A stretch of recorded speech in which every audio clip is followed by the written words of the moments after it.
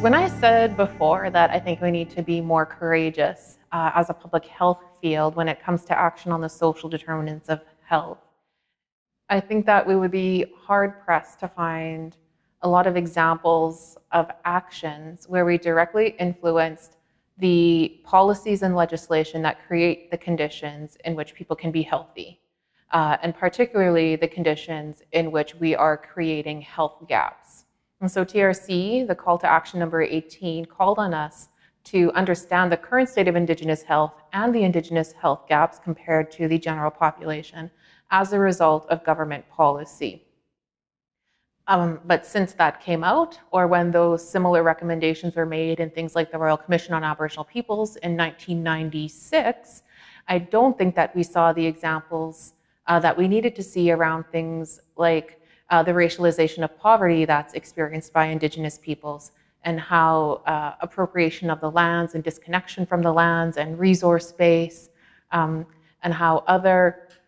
policies that create higher levels of income inequality result in the clustering of Indigenous peoples in the lowest income brackets, and the way that that contributes to the health gap experienced by Indigenous peoples, as one example.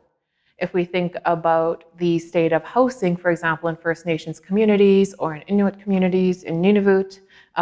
we have known about the disproportionate rates of respiratory infections like influenza or pneumonia or tuberculosis. We know about the relationship to overcrowded and inadequate housing and food insecurity, but I don't think we have been brave actors in advocating for the type of housing policies that would address this upstream determinant of health.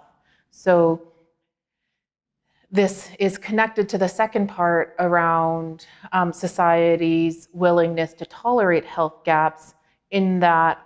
often the reason we don't do this is because we are concerned about the political backlash. And as medical officers of health, we do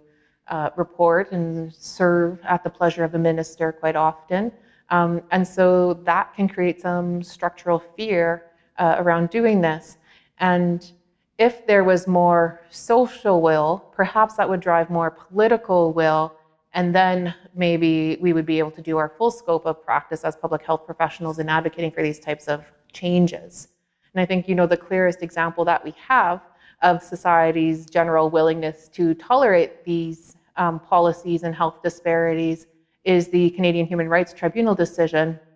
that said that Canada discriminates against First Nations children with the inequitable funding for First Nations child welfare. And there have been 4 non-compliance rulings since the initial ruling, but there has never been a general public outcry. As a country, we tolerate this human rights violation and discrimination against First Nations children. And I do think there is a role for public health in confronting these discourses and in trying to change them so that we are truly working towards creating equality of opportunity for all children in Canada.